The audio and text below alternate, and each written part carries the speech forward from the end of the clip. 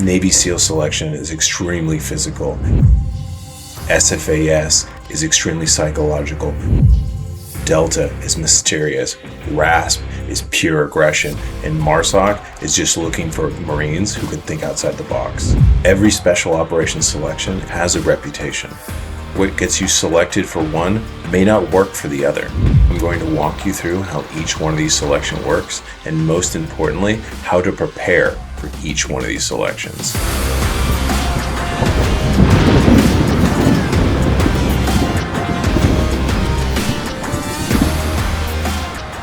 Every special operations selection in the U.S. military has a reputation. Navy SEAL selection is extremely physical. SFAS is extremely psychological. Delta is mysterious. RASP is pure aggression. And MARSOC is just looking for Marines who can think outside the box. And if you spend enough time online, eventually everybody starts to sound like they have the secrets to pass all these selections. The problem is a lot of this advice is coming from people who aren't even inside these communities. And the reality is that every single one of these units is looking for something completely different. What you do to prepare or what gets you selected for one may not work for the other. That's why in this video, I'm going to walk you through how each one of these selections works, and most importantly, how to prepare for each one of these selections. Not from a recruiter's perspective or somebody who's just reacting to documentaries, but from somebody who has firsthand experience working in and around this world at the highest levels. What we're going to be talking about is what SF selection is actually looking for, why some people thrive at BUDS but struggle elsewhere, and what Ranger Regiment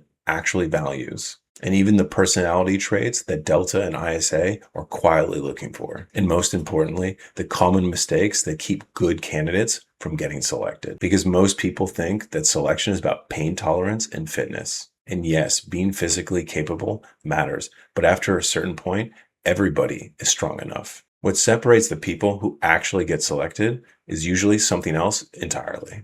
Judgment, consistency, adaptability, emotional control, and the ability to operate within a team or solo without becoming a liability. And that's the part people rarely explain. So whether you're preparing for SFAS, BUDS, RASP, or MARSOC, or even in one of the Tier 1 selections, or you're just curious about how these special operations units evaluate people, this video is going to give you a much more honest picture of what these organizations are looking for and how to give yourself the best possible chance of getting there. So I'm a former Tier 1 operator and a former cadre of a Tier 1 selection. And while I have not attended every single one of these selections, I have done extensive interviews with multiple people who have attended and successfully navigated each one of these selections. And all the information that I will be providing today is publicly available information. I will not be touching on anything that is sensitive or classified. So in each of these selections, I'm going to be covering the overall length, what they're looking for, the stress style that they use, what are the hardest events, what is the longest movement, and most importantly, what to do to prepare for this particular selection for success. And the last thing I want to talk about before we get into each selection is the two different types of stress that you're generally going to see through these selections. Some selections create stress externally, yelling, chaos, smoke sessions, and on-the-spot corrections. Other selections create stress internally, silence, isolation, uncertainty, no feedback, observation, and long solo events. And you will notice a trend that some of the older selections focus more on the external stressors. But as you go higher in the tiers, and also later to selections that were created later, they start to focus more on the internal stressors because the modern special operations community started to see the importance of focusing more on internal stressors than external. Because the higher you go in special operations, the less you need people to scream at you, and the environment itself becomes the stress. The first selection we're going to cover is RASP, which is Ranger Assessment Selection Program, which is an 8-week long selection for the 75th Ranger Regiment. RASP is about discipline, standards, accountability, aggression under control, and functioning inside the Ranger Regiment culture. And RASP being one of the older selections in the Army, it is definitely focuses more on the external stressors. The hardest phase of RASP is widely considered Coal Range. And one of the biggest misconceptions is this is just one event, but it's not. It is a sustained period of smoke sessions, exhaustion, movement, stress, sleep deprivation, physical punishment,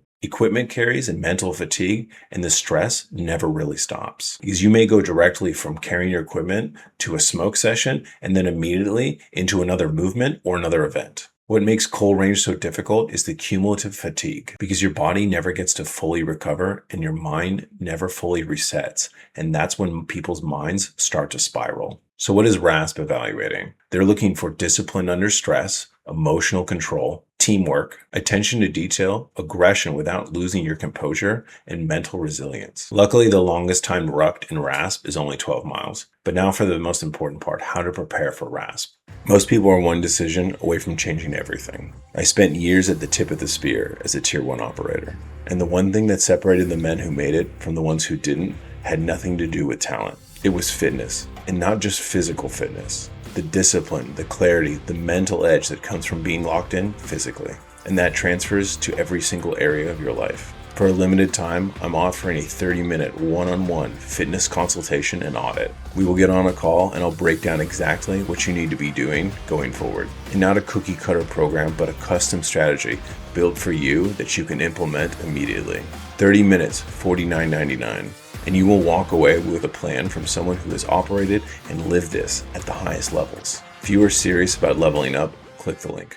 All right, first and foremost, you need to prepare yourself physically, which is starting with rucking, and then also building the muscles, which is your legs, your back, and your core, because you are going to be lifting not only heavy weight, but you're going to be carrying weight almost the entire selection. And if you don't prepare your body for the long sustained movements, especially with your ruck, your weapon, any other type of equipment you may be carrying, you are physically going to break down and you will be a physical drop before you even have to test your mental resilience. And as far as the mental resilience part of RASP, you just need to, one, have a no quit attitude and be able to handle stress. Because learning how to stay calm in chaos and also dealing with teammates, because for some people, team events can be the most frustrating portions of selection. Because let's be honest, some people are really stupid, and having to deal with stupid people is not only a skill you need to learn for selection, it's a skill that you need to have for the rest of your life. So the next selection is BUDS, which stands for Basic Underwater Demolition SEALs.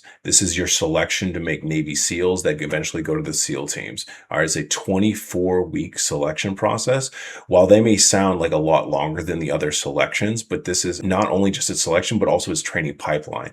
And there is the orientation phase, which is 3 weeks. There is the physical phase, which has your Hell Week. That's what most think when people think of BUDS. That's what they're thinking of. The next is their maritime and their land warfare. So orientation is 3 weeks. Physical, maritime, and land warfare. Each one of those is 7 weeks long. So what are the SEALs looking for? They're looking for mental toughness, your ability to suffer, water confidence, team accountability, and your ability to overcome fear and fear management, especially in the water. And the stress style is similar to the Rangers, which is a high external type of stress. The SEAL cadre are constantly yelling at you, pushing you, telling you to quit. It's extremely high chaos and a high volume of work. And between the sleep deprivation and the constant pushing you in and out of the water and making you cold through all the surf, it's a constant level of pressure the entire time. Which leads us to the hardest event of SEAL training,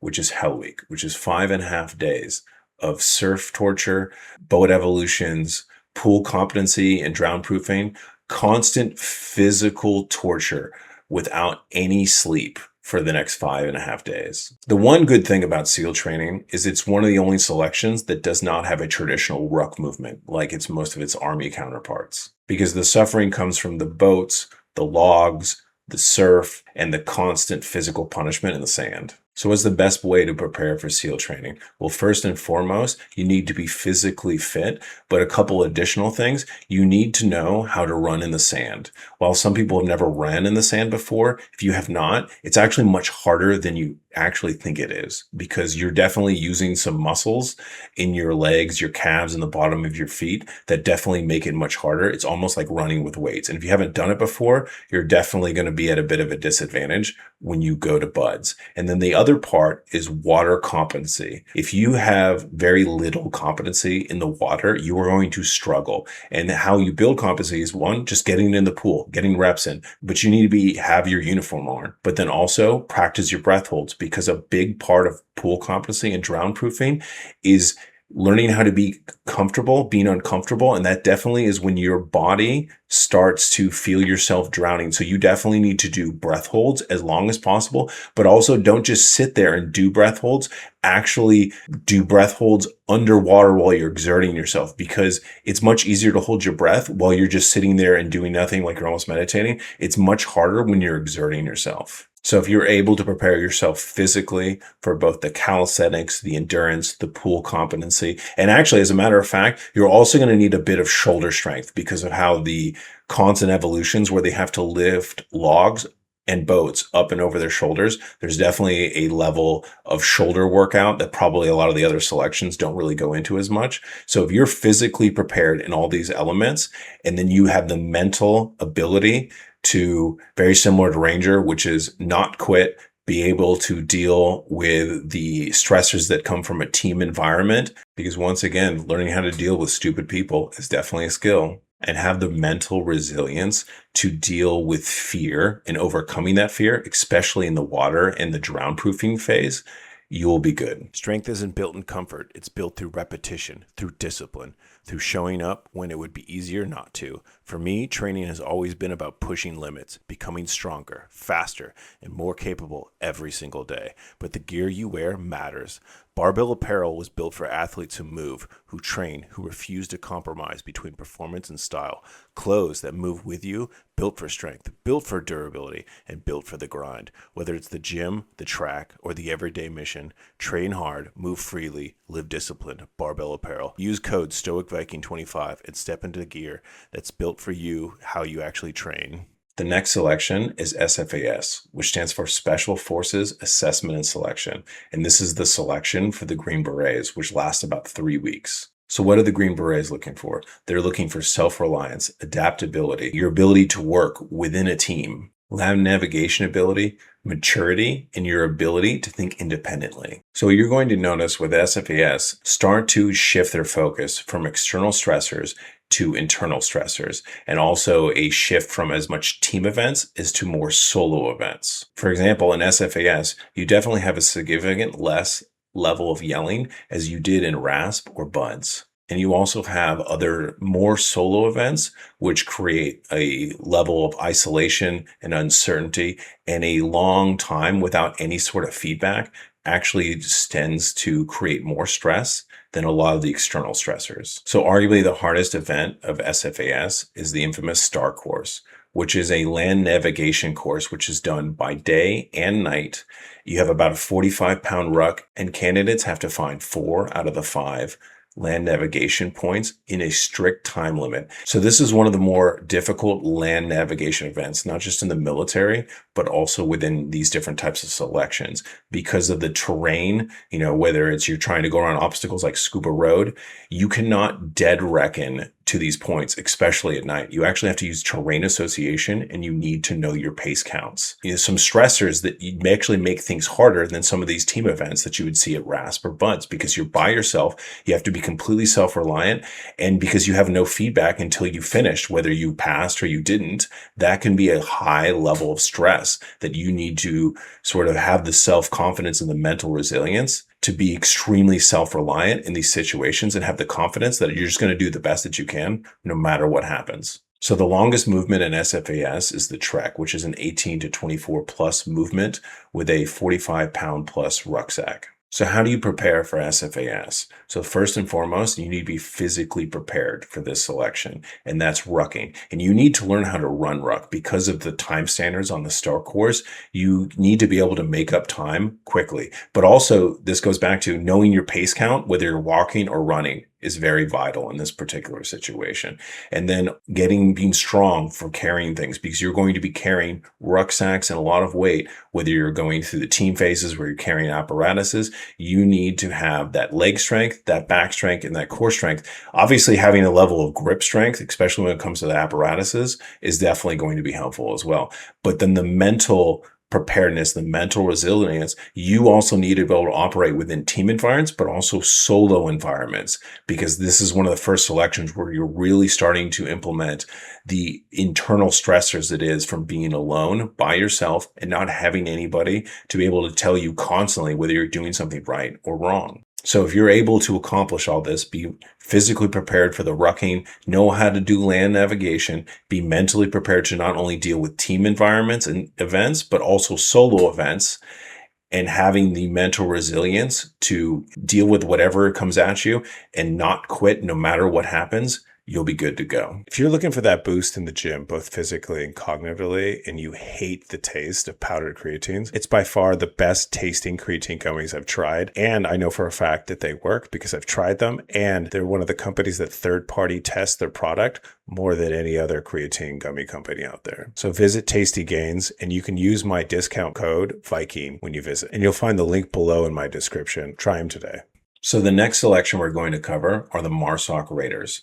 MARSOC stands for Marine Special Operations Command, and it is a selection that is total about 6 weeks through 2 different phases, 3 weeks in both phase 1 and phase 2. And for anybody who doesn't really know what a MARSOC Raider is, it's basically the Marines' answer to the Green Berets. It's the Special Operations Unit they're probably closest in capability to. They do FID, which is Foreign and Internal Defense, and they also do a lot of training and advising local forces. So what is MARSOC looking for? And they're honestly looking sort of a combination of what you think a Green Beret and a SEAL would be, which is they have a lot of the same things that are going on in SFAS, but they're also combining that water competency that you would also find in BUDS, to include that endurance, that mental toughness, that adaptability, and your ability to work in team environments. And MARSOC selection is very similar in stress style to SFAS, where they definitely have a lower yelling compared to RASP and BUDS, and they do have a mixture of both team and solo events, where they give you instructions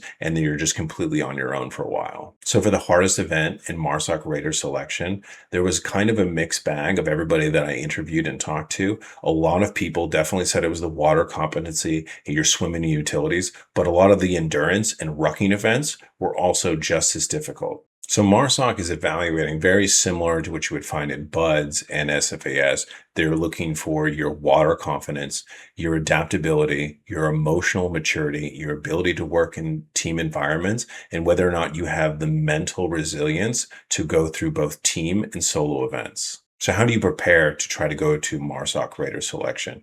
So it's going to be a combination, once again, of sort of a Ranger and a BUDS train up, which is you're definitely going to need to ruck, unlike the BUDS, but you're also going to need that level of water competence that you would have needed for going to BUDS. So B1, getting familiar with the water, swimming in and out of your utilities or your uniform, work on your breath control, both while not doing anything, but also exercising like under stress, holding your breath while you're moving, doing rucking, doing ruck running, get into the gym, do legs, back, and core. And because you're going to be constantly carrying weight when you're not in the water. And then if you then combine that with also that mental resilience, which no matter what gets thrown at me, I'm not going to quit. I know how to work with teams, but there are also going to be some solo events that you also have that mental resilience in being that self-reliant, that you, when in the face of uncertainty and you're not receiving that sort of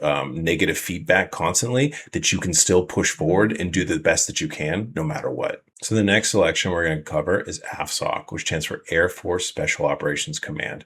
And this selection is a little bit different because there are 6 different career fields that would go within basically the same type of selection. And the selection is about 3.5 weeks. So of the 6 career fields, 2 of them are officers, which stands for Special Tactics Officer, and your CRO, your CRO, which is your Combat Rescue Officer. For the other 4 career fields, you have the PJ, which is your Combat Rescue and Recovery Specialist, your CCT, your Combat Control Team, which is your Air-Ground Integration and terminal attack control specialists. Next is your SR, or your special reconnaissance, which is your reconnaissance and sensing specialists. Last is your TAC-P, which is your tactical air control party, which is your air support coordination specialists who are embedded with ground forces. So what are the AFSOC selections looking for? Well, first of all, they're looking for professionalism, technical capability, the ability to communicate under stress, because you have to remember that's extremely important for the Air Force Special Operations, because most of their job is they're in situations when stuff has went bad, whether you're a pararescue or you're a TAC-P or a CCT. If you are being called upon in Air Force Special Operations, things have went bad, and your ability to communicate in stressful situations is extremely important. So what is the stress style of the AFSOC selections? So one, it's less yelling. It's more performance-based. It has more technical pressure because you are put in situations where you have to perform both technically and proficiently under high stress environments in order to simulate the environments that most Air Force Special Operations are going to be in when things actually go down in real combat. So they're definitely going to evaluate of how you communicate, not only under fatigue, but in extremely high stress environments. So for the hardest events for AFSOC, most people either said it was the water confidence or the grass and guerrilla drills. The water confidence event is going to be very similar to your BUDS or your MARSOC selection, which is you're going to be evaluated on your confidence within the water, your buddy breathing, mask recovery, and breath control and drown proofing. And for the grass and guerrilla events, which is going to be some heavy carries, battle simulations, and your team communications under fatigue. So what are they evaluating? They're going to evaluate your physical capabilities both on land and sea, because remember, AFSOC, almost every single time, whether they're pararescue who are jumping a sort of operation, they have to have the ability to go with any special operations unit, and that includes SEALs, Green Berets, so whatever possible infiltration method they have to have the ability to do it. So that's why they need to be proficient in both land and sea. But most importantly, they need to be proficient in communication, and especially communication under stress and in combat situations. So when everything is going bad, they not only have to be able to perform, they have to be able to communicate properly, because anybody who knows when dealing with aircraft, especially fast movers, communication is so vital to be crystal clear. So what do you need to do to prepare for AFSOC? Very similar to your MARSOC, your BUDS, your Green Berets, you need to have your competency in water, be familiar with it, swim in and out of your uniform, practice your breath control, both with non-exercising and also during that exercise. You all need to be physically prepared for heavy carries, rucking, because there is a rucking event about 20 miles, 45 pounds plus. And then having that mental resilience, not only to withstand all the other types of solo and team events that you might find in selection, but also have the ability to be able to communicate under stress, because that is one of the most important parts of AFSOC selection, is that communication under fatigue, under stress. How clear can you be in how you communicate, especially over the radio? So for the next section, we're going to concentrate on the Tier 1 selections. And first, we're going to cover RRD and Green Team. And RRD is the Ranger Reconnaissance Detachment, and Green Team is the selection for SEAL Team 6, or commonly known as DEVGRU. The reason why I've grouped these two together is because both RRD and Green Team do not recruit from the majority military populations like all the other selections, including the other two Tier 1 selections. DEVGRU and the Green Team selection only recruits from already veteran Navy SEALs, and RRD only really recruits from existing veteran Rangers. And both of their selections are 6 to 8 months long, and their selections are less about these suck fests that you would get at a lot of their selections, but they is a higher level of performance evaluation. They take Rangers and SEALs who are already very good at their jobs, and then they take them to see if they can operate at that next level, at that Tier 1 level. And their stress is really performance-based. They're obviously going to put you in a lot of stressful situations, but the majority of the stress comes from the extremely high standards that the Tier 1 units put on their candidates. And I'm not going to really go into the specific events that are either at RRD or Green Team, because in order to do that, we would have to start going outside of publicly available information. But I can tell you generally what they are looking for, and this is kind of across the board for all the tier 1 units, which is that ability to obviously be able to work within team, but mostly how can you handle yourself in a solo environment? Do you have that tactical maturity? Do you have that level of CQB? Can you conduct reconnaissance? Have a much higher reliability, discipline, and most importantly, across all tier 1 units, the ability to advance problem solving, especially when you're by yourself and you have only yourself and what you have on your body to deal with that particular situation. And because you're expected to make split-second analysis and decisions in extremely high stressful environments. And they are going to hold your shooting to a completely another level. And I cannot stress you this enough. The difference between shooting at a tier 1 unit versus a tier 2 unit, and especially Delta Force and SEAL Team 6, are night and day. And for the last section, we're going to be covering the selections of ISA and Delta,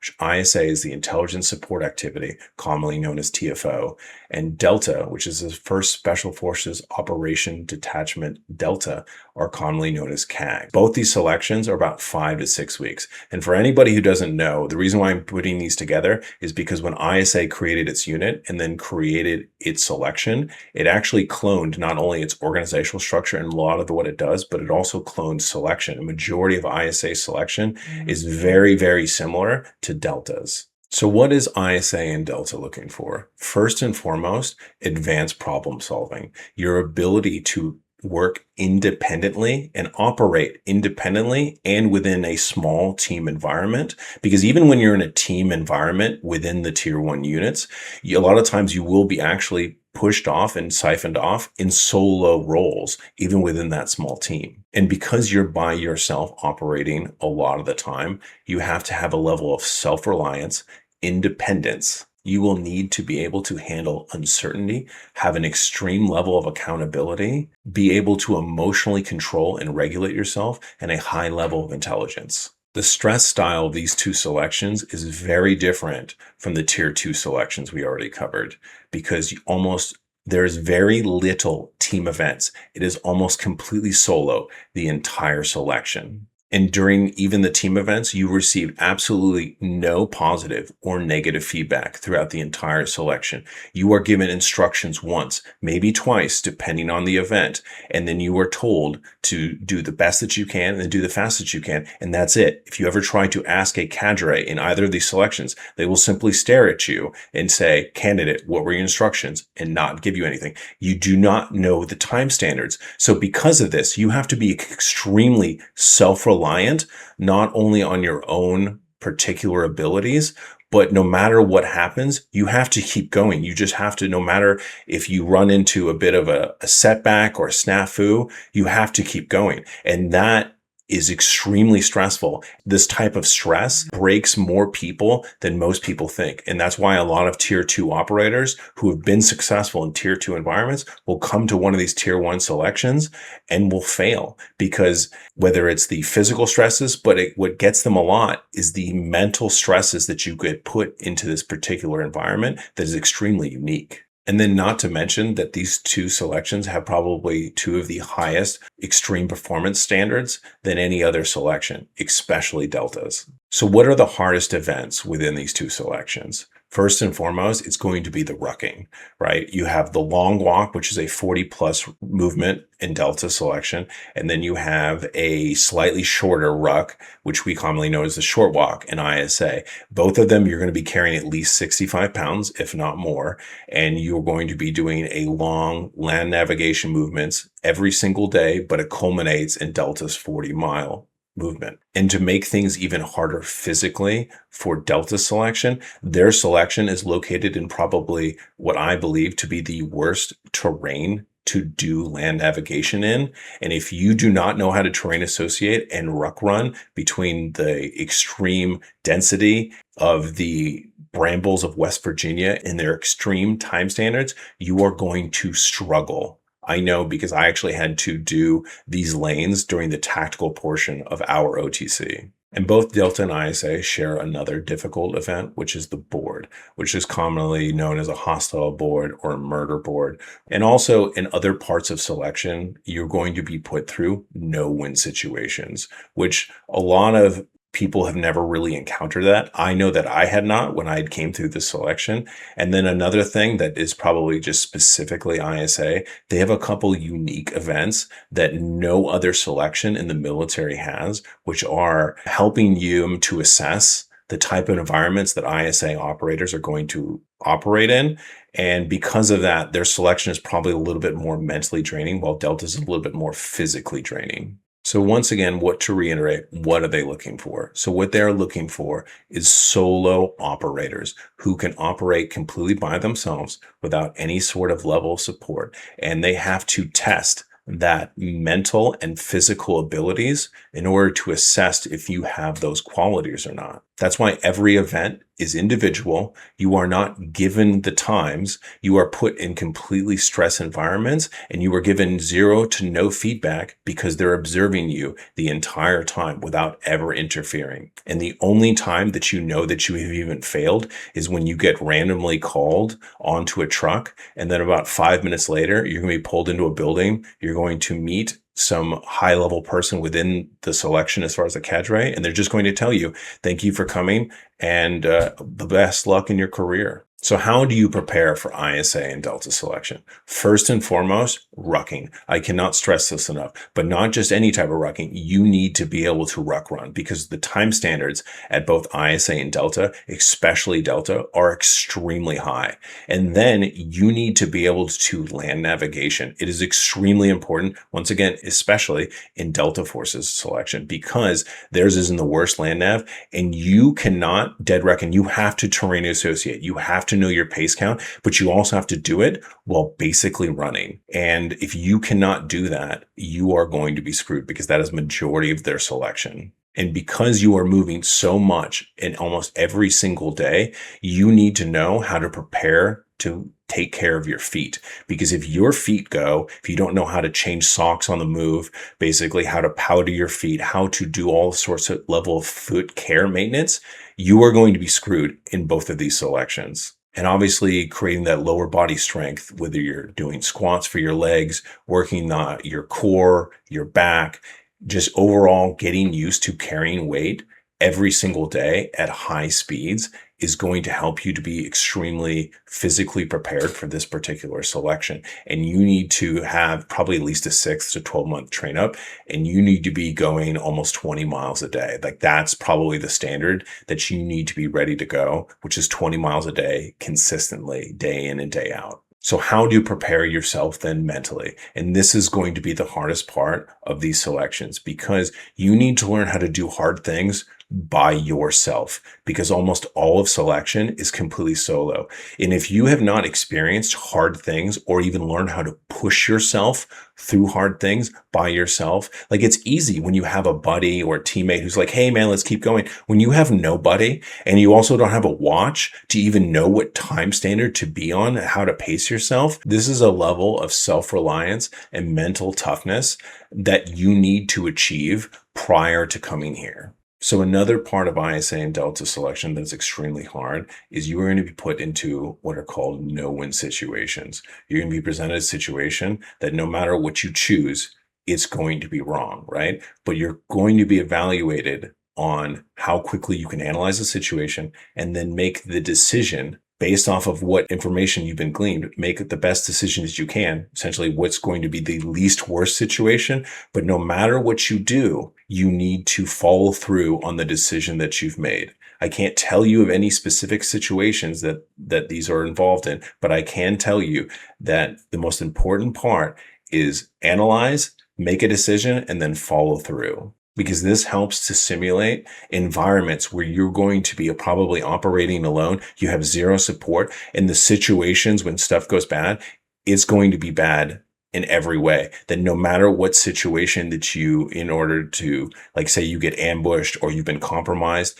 that no matter what decision you make to get yourself out of the situation, all of them are going to be bad. Which one is the least bad situation? And this is one way that they use in order to evaluate your capability to operate in that type of environment. These selections are not about finding the perfect people. It is about finding the right people that can remain effective after sleep deprivation, cold, tired, hungry, and dealing with a loss of control and motivation. Because everybody can be a high performer until all of these are stripped away from you. Because the people who succeed are usually the people who can emotionally regulate, adapt to almost any situation, stay calm, problem solving, and continuing to move forward no matter what level of pressure you're under. Discipline, self-reliance, emotional control, consistency, adaptability, resilience, decision-making, and problem solving. And that is what these elite units are actually looking for. So I hope you enjoyed this video of my breakdown of the different selections and how to prepare for them.